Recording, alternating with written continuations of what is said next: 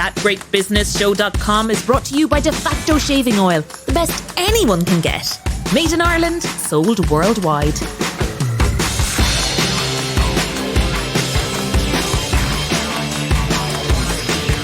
Welcome to That Great Business Show, episode 54, an episode we're calling the bonus episode for reasons that will become apparent shortly. On this episode, I'm joined by four women: Sinead Crowley, Mary McKenna, Mary Carty and Clare McGee, all founders of Awaken Hub, a not-for-profit social enterprise founded in 2020 that aims to support and amplify women founders across the island of Ireland, or IOI, as they like to say. 70 Irish-connected women joined them for their first event in July 2020. Women based in Ireland, US, Paris, Oxford, London, Copenhagen and Munich. The reason this is a bonus episode is that we wanted to get it out before their next event. That's on next Tuesday, the 28th of September, 5 p.m. Irish time, as they launch the Awaken Hub SheGenerate Accelerator Lite. The founders say they have no agenda other than to change the landscape for other women founders and open up the investor community for women across Ireland, north and south. The founders, who are based in a number of different jurisdictions, haven't actually met in person for 20 months. Thank you, COVID. That is, until a few minutes ago. So let's say there's a certain excitement in the air. Before we start, I like to remind listeners that the Great Business Show is made possible by the backing of DeFactoShave.com, makers of the world's finest all-natural shaving oil. Conall O That Great Business Show. Let us kick off by introducing the first two founders of Awaken Hub, Sinead Crowley and Mary McKenna. You are both most welcome to That Great Business Show. Thank you very much. Sinead, for a second there, I thought you weren't going to say anything at all. Because I know once I press the button, you'll be away. So let me ask the obvious question, because this is the one that's been sitting in my head since we made contact. Why is Awaken Hub called Awaken Hub? Mary? Because it's about awakening entrepreneurship in women. That's what we think of it as. And is that necessary? We, on this show, the podcast, we have made it our business to have 50-50 gender balance. And I am finding more and more and more and more great women in business. Is there a need for a further push to get more women into business? We think so. And the amount of women that have joined our community since we launched just over a year ago is 1,200. Whoa. So that would suggest, that would suggest that there is a demand. I actually didn't know that number. I thought it was way lower than that. 1,200. Now, 1,200. Of those people, and I presume you've done some analysis of them, are they all in business? Some of them are in business already, but many of them are women who are thinking about starting a business soon. And women approach this differently from men. They like to plan. They like to have all their ducks in a row. They don't just jump out of their job and start something tomorrow. They like to have a plan. That is called being sensible. So many women join so that they can meet other women, just line things up a bit and start to have a tribe and have other women that they can learn things from. I love that idea and that term, a tribe, because, we do, and particularly on the podcast, we like to be Team GBS. We put our arms around our guests and say, listen, how can we help? A little bit about yourself, Mary McKenna. What's the background? I know you, but the world will not know you. I know you too, Conall, yes. She said in a threatening manner. I'm a technology entrepreneur. I started a business in Derry back in 2006 called Learning Pool. I sold my half of it 7 years ago. And since then, I spend my time trying to help other women that are starting businesses. And this is a topic that we've discussed before, Conall, many times. So I do genuinely believe that women do need a bit of extra help. There's a lot of support out there for people starting businesses, but the fact that so many people have joined us in the last year would show that for one reason or another, women don't feel that what's being provided is exactly what they need and that they need something slightly different. Interesting. Sinead, what is your background that would bring you into Awaken Hub, that would bring you trying to support, help as you call it, the tribe. The tribe. Well, we like to describe ourselves in Awaken Hub as a community, as opposed to like a network, in that we see ourselves as being a safe space for women and prospective for nascent women founders to kind of come and find out more and learn more. My background, I'm from Cork. Get away. Yes, that accent. I am, boy. And I spent about 15 years in Cork in my kind of past life, working in socioeconomics and regional strategic development, and then moved to London, which is when we met, Conall, when I was Global Exec Director of IIBN, which is another fabulous diaspora business network. I have to interrupt you there to make sure that all these acronyms are broken out, and that is the Ireland International Business Network. Exactly. Thank you. So my background is very much the kind of strategy, innovation, community building, and I suppose kind of the managing the relationships of people that will come into the community, and also building out relationships in terms of prospective sponsors and supporters, and accessing grants and funds and stuff as well. Now, we are going to have the other two co-founders coming through here later on, but I want to make sure, for anybody listening at this point, please give details of the event next Tuesday. Who should go? Who should sign up? Why? What's going to happen? Yeah, so we hold an event pretty much every month, usually on a Tuesday evening. This one is slightly different in that we recently were very pleased to secure funding from Rethink Ireland's Social Enterprise Development Fund and an additional grant from Ulster Bank, Northern Ireland, allowing us to develop a programme called SheGenerate. It's in response to COVID-19 and the fact that it's now been proven that women have been more negatively impacted during COVID, and being referred to as a she session. And so SheGenerate is a programme of activity. It's Island of Ireland. It's the first and only Island of Ireland accelerator light, as we call it. So it's fairly light touch for nascent or very early stage women founders. And Tuesday night is our launch event for that, in terms of it's a promotional event and also an opportunity for any prospective person who'd like to apply to be part of SheGenerate to come along, hear a little bit more about it. But in the meantime, they can sign up. We have an expressions of interest form live on our website, and we would encourage any woman in every county in Ireland, sector agnostic, any background, social enterprise or limited company, to sign up. And on Tuesday, what can they expect to see here? So they'll hear a little bit more about what's entailed in the programme in terms of what the benefits they'll get out of it, such as a series of workshops that we'll deliver tailored to the cohort once we select them. We will also be talking about a private Slack group that we have for women founders, which also includes a cohort of big sisters who are company builders, innovators, investors, entrepreneurs, who will be helping them on their journey over the next 6 months. Not everybody is familiar with Slack. What does a Slack group mean? So it's just a platform that you can use to communicate in. I'm no expert in it, to be honest, but our community came to us looking for a safe, private space for them to communicate with each other and ask those questions that they need to know more information about as a very early stage founder, and find out from women who've been there, done that, and can give them information back. So it's literally, it's an app that you can download and you can be invited into. Some groups are open, ours is closed, so it's by invitation only. And it means people can ask each other questions in there and connect with each other. By invitation only, meaning what? Who do you exclude? I'm always interested in who you exclude. McKenna. It's more about who we include, I think. We're very keen to keep, as Sinead calls it, to keep the Slack group as a sacred space. We don't want people in there that are going to try and sell stuff to other founders. There's a lot of this that goes on in the wider startup ecosystem where particularly women do get preyed on by people a bit. So we're not having any of that happening in our Slack group. So if anybody comes along, be that an accountant or an insurance person, or they're out. Or a personal coach. Oh, no. Yeah. No. Okay, so 1,200 people. Despite COVID, 1,200 people, despite not a lot of marketing to date, that is a big number by any measure. What are they looking for? McKenna? It's a tough one to put your finger on that, I think, Conall. And as Sinead mentioned, we've been running an event now every month for the past 14 or 15 months.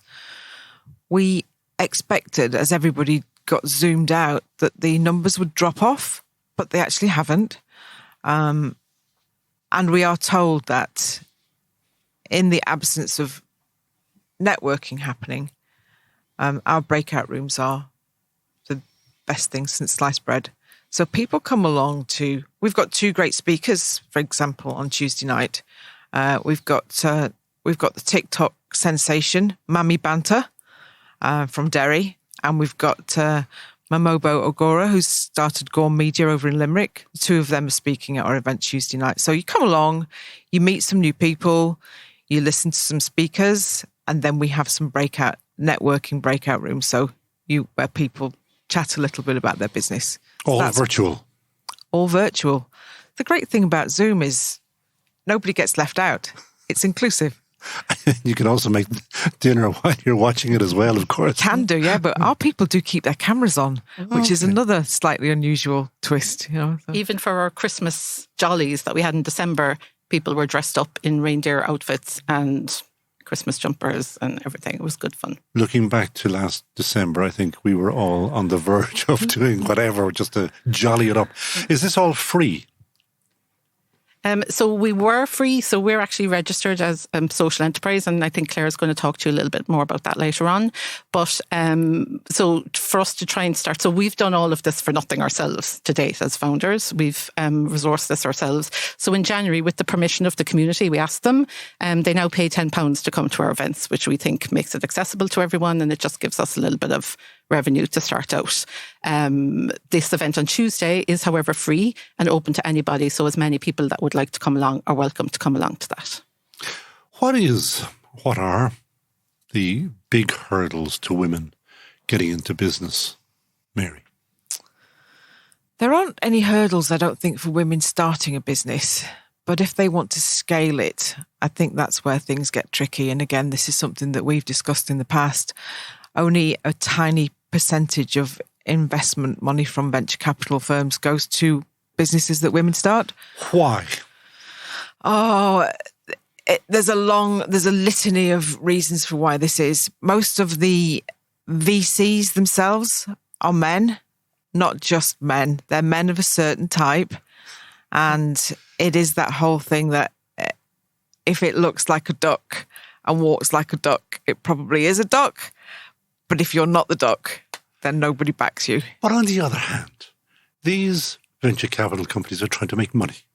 And if they think that Mary or Sinead are going to make the money, surely they're wise enough to put away prejudice or whatever you want to call it and say, good God, I have to get a bit of this. So in Ireland, north and south, there's an awful lot of support for people that are starting software as a service businesses, fintech businesses. We all know about the high potential startups. Many of those organisations, and they're all very well funded and everything's tickety-boo. But many of those organisations, just the nature of the business, it's usually men that start them. The sorts of businesses that women tend to start don't qualify for many of those supports.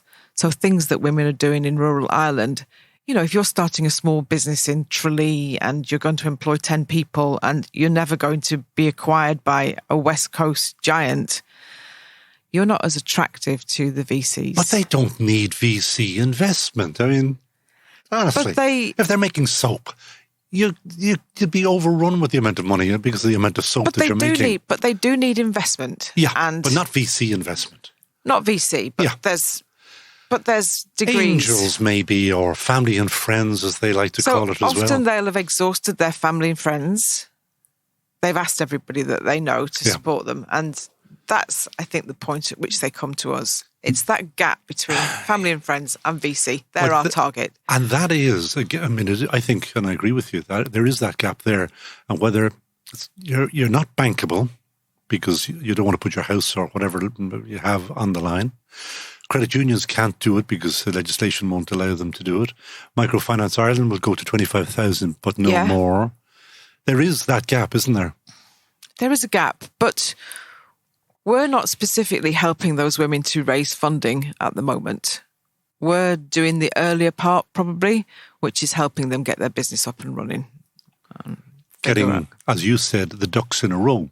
Now, to those women, and I hope that many thousands will listen to this podcast, how much work, effort has to be put into getting those ducks in a row? Yeah, a lot of people underestimate how difficult it's going to be. Don't say that to them. Encourage them. It's not that hard, honestly. There is, starting a business is not for the faint-hearted. There is a lot of work. But if you've got a community to help you with things, it will save you from making a lot of mistakes, and it will help you leapfrog over some of the hurdles, and you'll get there quicker. Well, were I a woman and were I hoping to start a business, and I said, let's stick on, because I like using soap as an example. I want to make my soap. How will Awaken Hub literally, physically help me in setting up and getting going and doing whatever I should be doing? So signposting to other supports available in the ecosystem, that can be really confusing if you're a newbie entrepreneur. You know, you don't know the difference between the Leo and Enterprise Island and Invest Northern Ireland and everybody else that's out there. So a bit of signposting.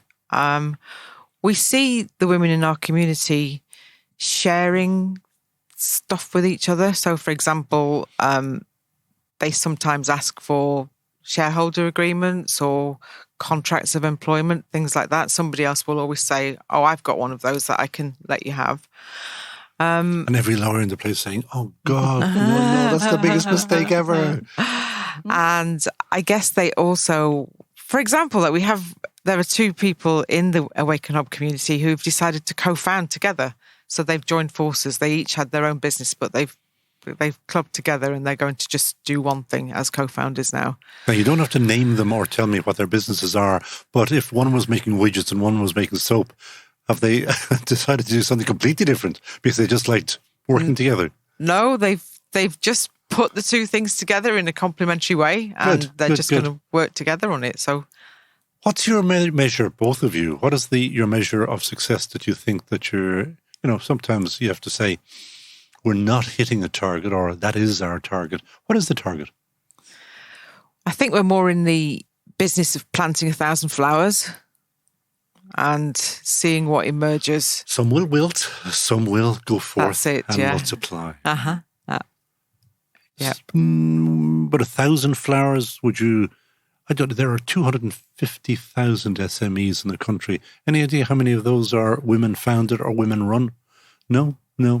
I presume, and maybe I'm wrong in doing so, is that the majority will be male. But would the ideal be that half of them will be female founded or female run? Would like to see that, yes. Yeah. Maybe more than half. Relevant to this is the fact that at last, at the senior management level in banking, women are taking lead roles. Is that making any difference at all in the way that they're backing women founders, women entrepreneurs? I think that what we hear on the street is it's still extremely difficult for small businesses to borrow from the banks. And so I suppose it doesn't really matter who's in charge. If they can't lend to you, they can't lend to you. And that's that. Have you thought as an organisation to go to the States, to the people like Sarah Fryer, to see whether you can raise funds from internationally to fund startups, women's startups in Ireland? We would love to have some backing from anybody that's got any money, actually. You're really lucky to have such a fabulous sponsor as you have. Called? De facto. Shave.com. And did I prompt you to say that? No. Mary McKenna, thank you so much. But we would love to have our very own de factos. Mm-hmm. So anybody that's listening and would like to get involved. Sarah Fryer of Next Door. I don't know whether do you know Sarah? Sarah's from Sion Mills in County Tyrone, so correct. I do know her, of course. And she is very successful. She is indeed. And she's very supportive of women in business. So maybe can I suggest you get her onto your program ASAP? Now, don't mention the money early on. It's a bad idea. It would be seen as being infra-dig. Is that an aspiration that you might have a fund? I always love the idea of people putting together a fund. Now, the problem with funds is... It's the R word, regulation. Well, there's regulation of one thing, but you also... And people get annoyed when you're giving out the money. and they don't get the money from you? Mary gets it and John doesn't, or Jean doesn't, whatever. I think that people appreciate that it's a competitive process accessing finance. And so it isn't just a case of showing up and asking for it. You know, there's a pitch deck, there's a plan. But you, Mary, McKenna, are well versed in the ways of entrepreneurs, no matter what gender or in between. And many, frequently, often, I don't know how many ways I can say it, people are deluded. That's why we enjoy watching Dragon's Den, because people go on to that. I know it's a TV program. I know they deliberately choose people to make a fool of themselves. But why would you go on to national TV and make a fool of yourself that way? I couldn't answer that question. I have no idea. But what my point is, people don't seem to even think, when they get offered the money, they often say no. well, which is true. But I'd say there's something else behind that. Maybe that they've just gone on, as many have, just for the publicity. But in terms of the funding, is that surely you just go along. At least you know what your turnover is and what your margin is. Otherwise, you haven't really got an idea what your business is. Listen, that's only that we're going off, as I always do, down little rabbit holes, because I now have to take a quick break. That great business show is made possible thanks to that great shaving oil company called De Facto, blended, manufactured and distributed from Mayo, Ireland. The world's best shaving oil is sold worldwide from their website, defactoshave.com. Please tell the world about them, as they're helping tell the world about other great Irish companies that have world domination in their sights. ISME is the independent SME association, looking after the interests of all types of businesses across Ireland. ISME membership includes invaluable HR and general advice, training, promotional tools, members' discounts, events and networking with fellow SMEs. ISME membership starts from €195 with easy pay options. ISME. Join today at isme.ie or email membership@isme.ie. And still with me are Sinead Crowley and Mary McKenna of Awaken Hub, and joining us is another co-founder now, that is Clare McGee. Clare, how and why did you get involved in Awaken Hub? Hi, Conall. Well, I suppose when you've got three great friends and an idea comes together, we were at Inspirefest and we talked about wanting to help women founders, because we could see the gap from state agencies, or just the fear that women were experiencing. So whenever we kind of got together and talked about it, sure, why wouldn't I get involved? And I can hear a lovely IOI, Island of Ireland accent there. Where is the accent from? I'm a proud Derry girl. Okay. And I should have asked you this originally. It is, and I say it again, Island of Ireland. What's the split like? Where are you picking up lots of Northern Ireland women, or what's that looking like, Clare? Yeah, we have a split. We would have representation from nearly every county in Ireland, and our aim, one of our goals, is to have a female ambassador from every county in Ireland. And what would that female ambassador do? Go and try to rouse more? The female ambassador would be an Awaken Hubber that would, in that county and in that area, would be the go-to person should they need to access the support through Awaken Hub, or just want to chat things out, and be the connector between all the other ambassadors and counties. A not-for-profit. Why? Because our aim isn't about, we're not for profit, so we're profit making but not profit taking. So we like that sounds like something Amazon or somebody would say, except they make a lot of profit and they also take it as well. I suppose for us it's always about giving back. And when we came together, we thought, well, what's a good vehicle to basically make us independent, but also that people don't, that outsiders don't look in and go, oh, they're just lining their pockets with something.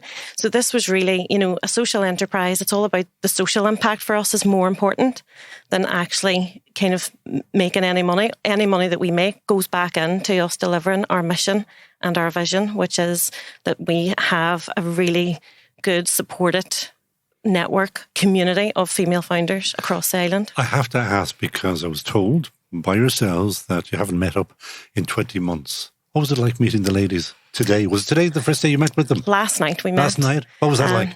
It was tears of anxiety, laughter, excitement of getting back together. And it was just, it was really weird. Everybody being in the one room. It was like we had to kind of, it was like re-socialising again, coming together. There is but that, it was isn't there? so There much I had to fun. stop them from texting each other because I said, you're actually in the same room, you can just talk. But there is that thing about re-socialising. I was lucky enough to get away just a week or two ago and just to do normal things. Hopefully we haven't forgotten how to do normal things. Yeah, definitely. And I mean, we're really excited this evening. We're having a get-together with a few people at Huckletree. And then we're really excited again about our event on Tuesday evening. Good for you 28th. To mention it. Yeah. Well done you. That'll be Tuesday, this coming Tuesday. This coming Tuesday, the 28th. And what will that be? That will be the 20th of September at 5 p.m. 5 p.m, you're correct, yeah? Yeah. And it's on, is it on Zoom? It's on Zoom, yeah. Zoom, yeah. Just as a matter of interest, because I was on a Microsoft Teams call yesterday. Why are you using Zoom, not Teams, or vice versa? It doesn't matter. I mean, just because. It's just very easy to use. Yeah. So yeah, it was free at the beginning. I think, is it not anymore? I use Zoom all the time. It's free. Oh, I know it is. If you go over 14 minutes or something, yeah. But, we always go over 40 minutes. I wonder why. Claire, what's your own business background? I'm co-founder of Innovate NI, so we're an innovation consultant house based in the Northwest. So we support small business startups and growth companies across Northern Ireland. What is that ecosystem like? The ecosystem in Northern Ireland's great. You do have, there is the kind of the startup space, the growth space. You invest NI in the enterprise agencies, and the FE colleges do a lot of great work as well, and the universities. But there is still that gap between startup and growth, that there isn't really bespoke support there. We've had some people down from Northern Ireland from the Ignite NI programme. I had Stephen McPeak of Civic Dollars. Civic Dollars, he's great, isn't he? Yeah. He is fantastic. And if you haven't heard about Civic Dollars, Stephen is on, I'll go back probably 6 or 8 episodes ago. It's a bloody brilliant idea. Yeah. And he is going to bring it international, and it's fantastic. So that is well worth checking out. Anything bubbling along on the woman's side, on the female side, that you have seen, Clare McGee, on your side, that you would say they've got to get onto that great business show? You don't have to name we've them. Got lots of Awaken Will Hubbers. you send them to me? Yes, we will, of course. Because we are, just like you, IOI, Island of Ireland. I keep tripping over that one. I had yesterday on the podcast, and when I remember, aesthetician, a person with aesthetics.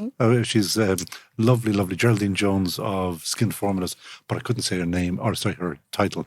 So I gave up eventually. Yeah. So back to business here. Me, I suppose I'm familiar enough with business, women in business, that I do know many of the issues that they face. And Mary, you've already mentioned funding and the reasons. Well, you didn't actually give me a reason why men aren't funding, because an investment is an investment and should be gender neutral, or should be actually blind. What, Clare McGee, are any other obstacles that women face? The fear of failure, imposter syndrome, anxiety. Women would feel more anxious, and also women have to balance a lot more. And I'm not saying that as, they have to balance, they're seen to have to balance family life and working life. And sometimes they feel if they're given too much to work, that people are looking at them and going, oh, you shouldn't be doing that. You should be spending more time with your family and stuff. So there is, I think it's more confidence. It definitely is for females. How can you get over that? Because, of course, LinkedIn, which is one of my go-tos, you look at men in LinkedIn, holy Jesus, that's all I'll say, is that they should all be running the world because they're all so brilliant. Women do not do that on LinkedIn. Why not? Because they haven't joined our Awaken Hub community yet, and they haven't enjoyed the peer support from the community, and also to help that build their confidence. And do you think, can you do that now? Anybody who looks at LinkedIn, you just kind of put tongue firmly in cheek, and somebody who's obviously, the first thing I always look at, how long have they spent anywhere? And you see that they've hopped and hopped and hopped and hopped. And that is a red flag to me. I know that younger people say, oh, well, it's about work experience. To me, I like to see a little bit of longevity. What, again, back to you, Clare McGee, is what could you do for women to get rid of that imposter feeling? We've been doing it already, Conall. Whenever we had our first event, even the likes of Sinead and myself were very shy. Although people always say, oh, you're not shy at all, but we are.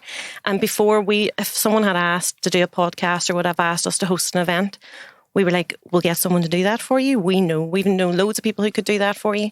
So it's about putting yourself out there. So we've noticed, we have a lot of females now within our community who will take the challenge. They've seen other people, their peers doing it. So if they're asked to speak on a panel or they're asked to speak at a conference, then they're going, yes, but I don't really want to do it. So it's... And yet, for every reason, it's good for your personal development. It's brilliant for your business. Because anybody, and Sinead, you know from my IBN, that unless people know about you and about your business, well, you're not going to get a start in the first place, are you? Yeah, well, and I mean, that's a very important element of what we'll be addressing in our SheGenerate programme, Conall. That'll be the SheGenerate that you'll be talking about on Tuesday, September the 28th at 5 p.m. on Zoom, open to every woman, and it's free. Hired, Conall, hired. Our Chief Marketing Officer, Conall O Morain. Thank you. Welcome to the team. First man on the team, Conall. So, yeah, I mean, we're very much, I suppose, between the four of us, we have over a century of networking activity behind us. I know. There must be a nicer way of only putting about that. 27 each, so we started really early. But and we kind of realised, we've curated our networks, as you know, no more than yourself, very carefully over the years, and we manage that and we leverage them, but in a very trusted way. So if we go out and make an ask to somebody, they trust our reasons for asking, and they very rarely, if ever, say no. And part of what we'll be saying to women who are looking at taking that leap, I mean, maybe you have an idea in your head, or your circumstances have changed, your personal circumstances have changed over the last 12 or 18 months. Your geography has changed. You might be living somewhere else. You're just fed up with the daily grind, or you're just really inspired to do something by yourself. They're all, and any or all of the reasons why you should fill in a form for the expression of interest for SheGenerate and see if you can get on our programme with us. And one of the big things we'll be looking at is saying there's no point in building a business if you don't have a community or a network that you can leverage behind it. So you almost have to start that work ever before, having a business and then having nobody that you can help get you over the line or that you can sell it to ultimately. You'll be on a hiding to nothing. Is there a suspicion amongst women that you won't get the support, or anybody who does give you support, that they're looking for something back? Well, you would be gone in a hot second out of Awaken Hub, Conall, if that was your approach, as in you were looking to get something back. So again, that's why we're a community, not a network. And we're not saying, there's an absolute place in society for pure business networking. They're crucial. But ours is that sacred space. We see ourselves as a safe place for women to dip their toe in the water, get to know some other women, kind of feel, it's amazing to see, and there aren't enough of them, by the way, but it's amazing to see women who have done really well, the Mary McKennas, the people who've built, bought, sold, exited, invested. But there's so many women who... My former co-host, Susan Spence of Softco. There you go. She would be a person of interest to you, and she is really, really top class and very, very, very encouraging of women. You mentioned one thing there that piqued my interest, is the change of geography. Mm-hmm. COVID, sending people back to where they came from. Yeah. That's an opportunity, isn't it? It's a massive opportunity. And there's the B word as well as the C word, right?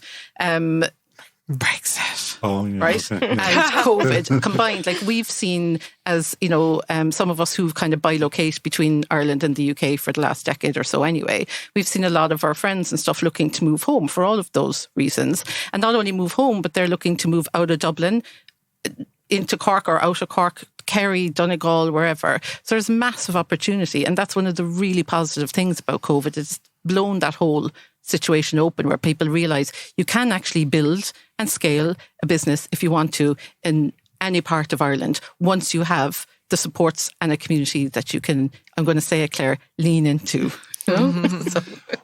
Well, Mary, one of the issues that, obviously the reason that you're here is to promote women in business, and what you have actually mentioned a few times now is the lack of investment in women in business, except that it's not peculiar to Ireland. It is also a common feature in the States, isn't it?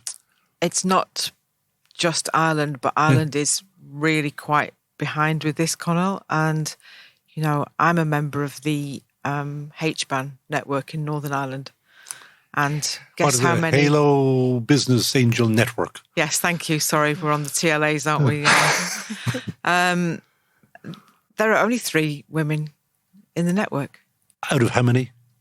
A few hundred, probably. 3. Yes. That's ridiculous. So, Sorry, I'm going to ask you some hard questions here. I actively invest. I know you do, and so obviously so the other 2. What do all the other women who have cash, who have investments elsewhere, why are they not involved? Just out of pure curiosity, if nothing else, because just to see what's going down. Well, I think there is a barrier. Like, it used to be if you wanted to join a HBAN meeting, you had to go to a hotel and walk into a room where I can tell you the story about the very first time I ever did this. Please do. It was number 1 Aldwych in London, very, very fancy hotel. And it was in a private dining room with a solid door. You couldn't even peek through to see who was in there. You had to push the door open and go in. I should hope so. And I went into the room. I collected my badge. There was only one other female in the room. Of how many people? About 35, I would say. Yeah. And the other female was a young woman who was a student. She was actually the HBAN person's daughter, and she was handing out the badges and serving the wine. That was what she was there to do that evening. When I went over with my badge and started chatting to a few men, I could see them looking at me, sort of thinking, like, she hasn't even topped my wine glass up yet. It was that, now she's trying to talk to me about startups. But anyway, I persevered with it. And what happened was eventually I used to go along every month, and they realised that I had technology background. So what then generally happened was, after the pitch had taken place and the founder had left the room, all 30 pairs of eyes around the table, because there would be quite elderly men, would look at me and ask me to explain what the business had just pitched to them about, because they didn't really understand technology. Which proves the point that investment knowledge is gender blind, or should be. So I'd go as far as to say that this is something that men keep from women. They don't really want women to start coming in and investing in companies and taking away their opportunities. Some men. Only some men, Conall. I hope it's only so. some. But it is an asset class that is largely denied to women. So, for example, I heard an interesting stat this week from the UK Business Angels Association. They say that 90% of accountants and professional advisors will not advise high net worth women to invest in companies. They just don't even mention it to them. They don't think it's appropriate because it's too high risk. And obviously women are not risk takers. But then, to counter that, because I'm aware of there are people like Laura Devoy down in Goodbody Stockbrokers whose aim is to get women to understand about investment and to do it. So therefore, there's a massive opportunity there, for example. We think so. Oh, yeah. So we have a bigger picture plan. Oh, yeah, go on. Ta-da! Ta-da. We've got a phase 2. We've got a phase 2, yeah. You didn't tell me this. We might even have a phase surprise. We might even have a phase 3. Well, let's get to phase 2. So our overall objective is to democratise the founder and investor landscape for women. And by that, we want to make it more accessible for women to invest in women founders across the island of Ireland. The challenge is how we're actually going to manage to do that, which is what we're working on at the moment behind the scenes. So it's not, we're not saying watch this space to be like funny or all whatever. It's complicated. 1, because we're looking at 2 jurisdictions, and 2, there's the whole regulatory thing or not or whatever. So we're actively working on it. And for us to achieve our overall mission, we see the Awaken Hub community as a funnel of prospective young, when I say young, I mean in terms of the age of their business, not the age profile, early stage women founders, that we can widen that funnel of women that eventually could work their way up through into some kind of investment vehicle, of which we can't, put any more structure on it at the moment for now. Until that sounds very nail it positive, down. doesn't it? But yeah. And that's phase 2. Yeah. Mary, you mentioned phase 3. What is phase 3? I'm just thinking that once you've mobilised thousands of women across Ireland into a community together, what else could you do with them past business? Politics, maybe? Maybe, but we don't go into politics. We don't discuss politics on that great business show. The question about the fund and all of that, like, idea of timeline? 5 years, 2 years, 3 years? Sooner rather than later. Of course, but as in, realistically, 2-3 years? Maybe less than that. Next year, end of this year, next year, maybe. That's pretty exciting. Yeah.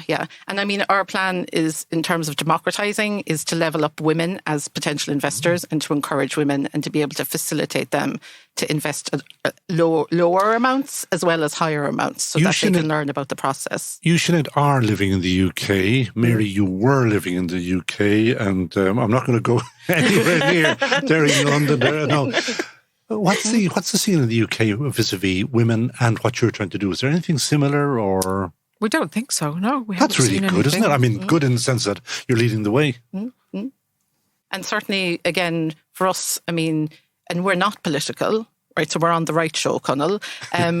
We are Island of Ireland, and we're very strong about that. For us, it's 32 counties. We don't care where you sit with politics or any of that kind of whatever. Care, no, exactly. but we care. Yeah, you know, like we don't take ourselves too seriously, but we're really serious about what we're trying to achieve in terms of Awaken Hub. And Awaken Angels is what we're looking at for the investment. As I say, vehicle rather than fund at the moment until we know what's what. I hope you have registered that name because I just heard it. .com. Very good. Listen, I'm going to have to take another quick break because I have to tell everybody that today's guests have come from various parts of the world as travel restrictions ease. As they do, more of us hopefully will travel. And when you do, make sure to bring de facto shaving oil along as your travel companion. One tiny little bottle is all you need for all your shaving needs, man or woman. As creator Tom Murphy likes to say, it's the best anyone can get. defactoshave.com. Backing great women-led businesses on every show. That Great Business Show. And you are back on episode 54 of That Great Business Show, what we are calling the bonus issue, because we're talking all matters Awaken Hub. And Awaken Hub are having a big do on next Tuesday, the 28th, 5 p.m. Irish Times. And I mention Irish Times because Awaken Hub is maybe based in Ireland, but it has an international audience. And it is a Zoom event for women about business. So, Clare McGee has left us, but we're now joined by another of the co-founders of Awaken Hub, Mary Carty. Mary, you're very, very welcome. Thanks for having me. What is your own background? My background is a bit different from the rest of the co-founders. My background's in fine art and curatorship. And then I took a leap into tech about 15 years ago and learned a whole new industry, and it's been fascinating. So now I suppose, combine the creativity and innovation in the technology piece. Did you know, because you probably do, that the likes of Google, Facebook and all are no longer hiring techies, but they are hiring people who are in fine art and things like that, because your brain is different?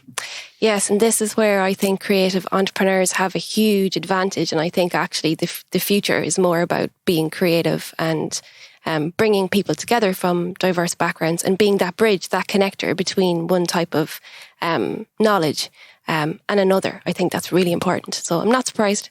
And that's why when I look at all these CAO applications for this degree and that degree, I keep saying, you have no idea that the digital revolution is happening right now. And anybody who's going in, like, shouldn't say this maybe, accountants, your job is going to be done by robots, not in the future, but immediately. Journalists are already having their copy written by robots. Doctors are seeing interventions, as in surgery, being done by robots.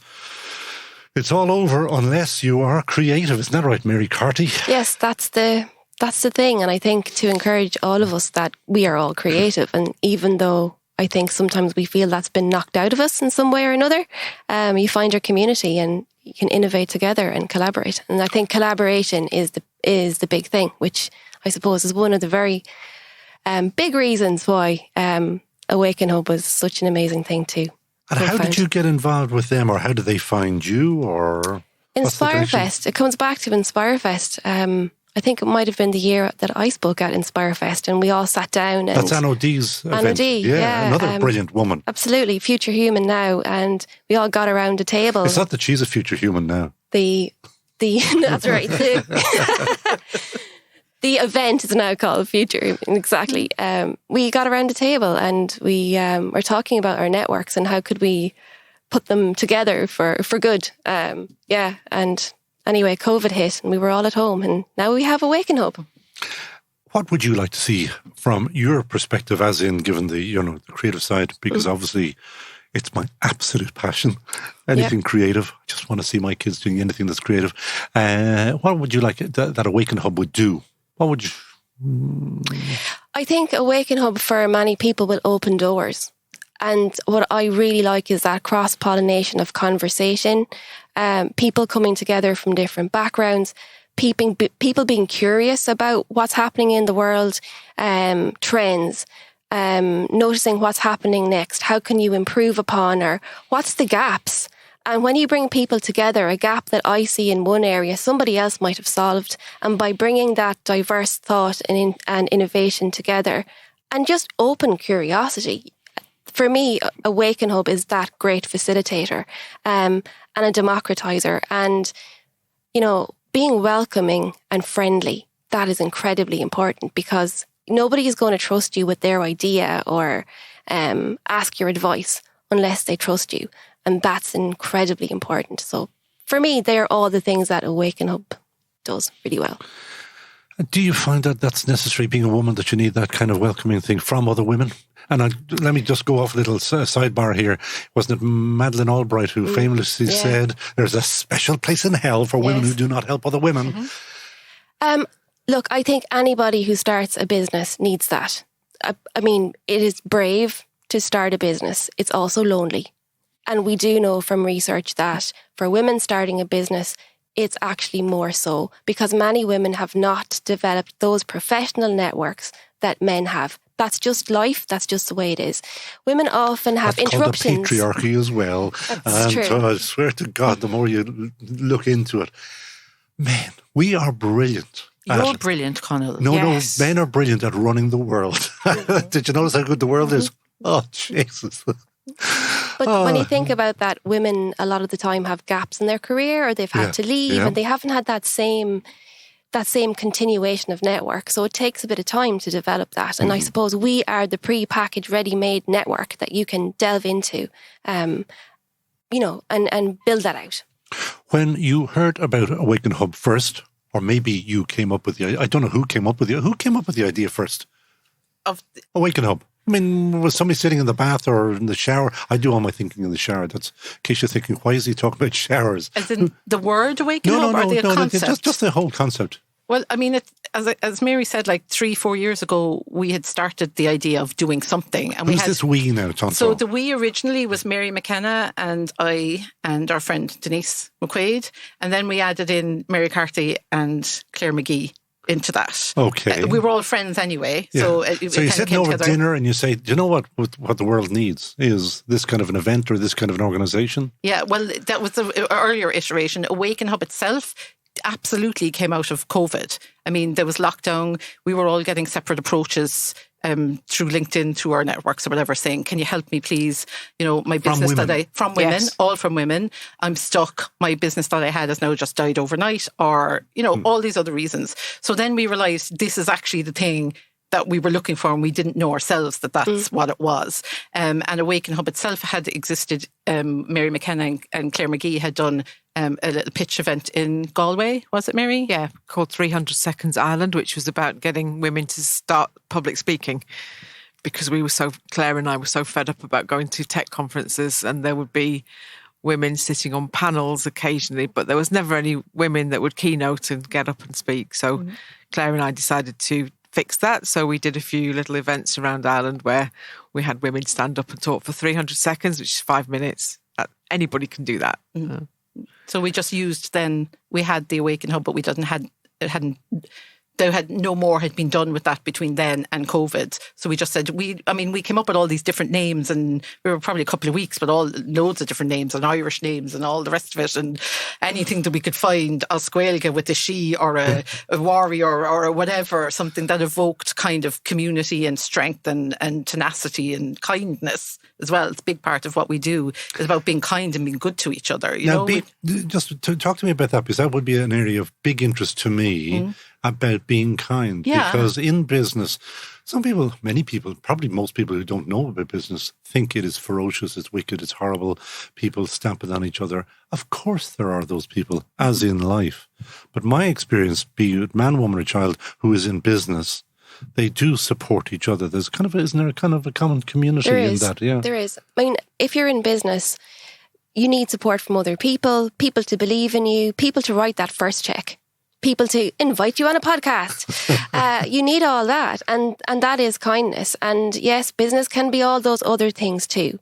And, I think that ethos, and I think over COVID, that's become even more apparent for people, that being kind and being open and being generous is incredibly important. And maybe we've had a bit of a dose of figuring out why that is over the last 20 months or so.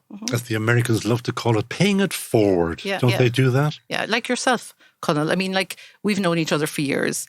And I mean, you go over and above when it comes, especially with your podcast here. I mean, I know that your percentile, I don't know what the figures are, but I listen to all of your shows. There must be more women than men that have appeared on your show. There are, I believe, yeah. Yeah. So, I'm really proud of that. So even though it's funny, because I said we have like 1,200 something people in our community, about 1,169 or 75 of them or something are women. There are literally a handful of men. So it's not that we don't welcome men and allies. Conall, honorary lifetime member. I would love to join, because what I want is I want your women within the community to get onto the podcast, because we are always looking for great businesses, great women-led businesses to put onto that great business show. We'll line them up for you, Conall. Please do. We've got tons of them. Brilliant women. Back to the idea of kindness and support, because I want to bang on about this a bit myself, is that I've had Tony Smurfett on here. Now, he runs an organisation of 46,000 people in like 38 countries or something like that.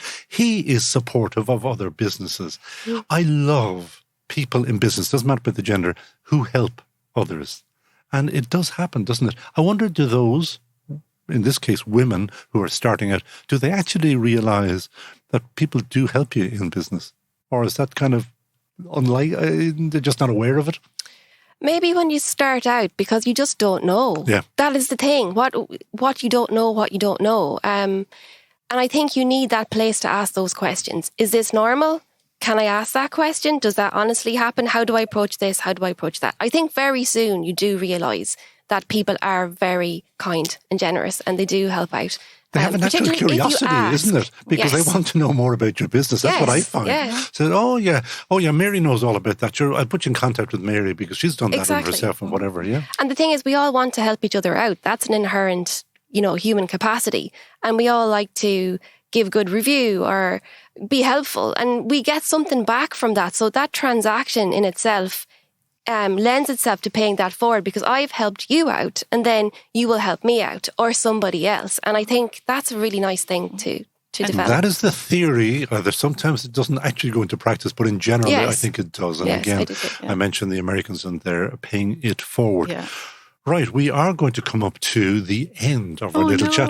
Didn't I tell you it goes so fast? Mm-hmm. So you better start yet again to remind people, your community, as to what you want them to do. Not just on Tuesday, because Tuesday is just one event, because there will be further events. Who wants to take that one? They're all looking at me, Conall. You go, girl. So, I mean, the community is open to any woman on the island of Ireland. Hang on, and me. You just got me in. I know that, but our primary focus obviously is the Colony, right? So any woman on the island of Ireland, or actually women in the Irish diaspora, who are ever even considering the thought of becoming a founder, or allies who wish to support us and them. So just log on to our website, awakenhub.com, sign up to our subscriber list. It's free to do that. Come along to one of our events. send us an email. We're also looking, we're doing our SheGenerate program over the next 6 months, but, as a very early stage startup ourselves, in essence, we need to secure additional supports into next year. So if there's anybody out there who's looking to support us or sponsor us in some way, we'd love to have a conversation with them. Just get in touch. Follow us on Twitter at awakenhub.com, and we're on Instagram as well. And to be clear, the SheGenerate program will last for... between November and May, but most of the activity will be done between November and February. And it'll be done remotely? It'll be done remotely. Okay. Yeah. And will there be a cost? No, it's free. Absolutely free, thanks to Rethink Ireland and Ulster Bank, who've given us a grant to do that. Now, I'm going to give you a further shout out, because I am involved with the Ireland Connecticut Business Council. And for any woman who is trying to get into the States, or any woman in the States who's trying to get into Ireland and or join up with your network, the Ireland Connecticut Business Council, which was really founded by a great guy called PJ Chimini, who's not Irish, but he wants to be Irish, I think. And that is wide open. We meet every Wednesday for 30 minutes on a Zoom call, and that is wide open to anybody who wants to pitch their businesses, be it product or service or whatever, to Connecticut. And there are some great Irish Americans and Irish people over in Connecticut who are nuts keen, as we were mentioning, to help. Because that's what they do, and they like doing that. And that's free and for nothing. Okay, we will wrap it there, I think. So I have to thank everybody here. So that will be Sinead Crowley, Mary McKenna, Mary Carty and Clare McGee, the 4 founders of Awaken Hub. Thanks so much. Or did I miss Denise? Or no, Denise is our pal. Oh, so she's a pal. All right. Well, yeah. And that is it from this bonus episode 53 of That Great Business Show. My thanks, as I mentioned, to the ladies of Awaken Hub for getting in touch and for doing an extraordinary job on social media. You guys are brilliant on social media. In fact, I'll go further. You're a bit nuts. To tell the world that we're joining what listeners say is, quote, Ireland's best business podcast. Hey. I knew we'd have a laugh. On sound today was the ever-obliging Rob Curry. Peter Rice will add in the zings and things later on. Both are part of the team here at the Dublin Podcast Studios. We will be back next week with episode 55. And if you like what you hear, please do tell us and tell your pals. We're on Twitter on Team GBS1, on LinkedIn with our very own, very active That Great Business Show page. And making podcasts is our game at Team GBS. So if, like Love Irish Food, you'd like us to produce world-class podcasts for your business, find us on thatgreatbusinessshow.com. Sinead, Gideon Tachtan Shachuin, Wimster, Conall O Morain, Slán Tamil.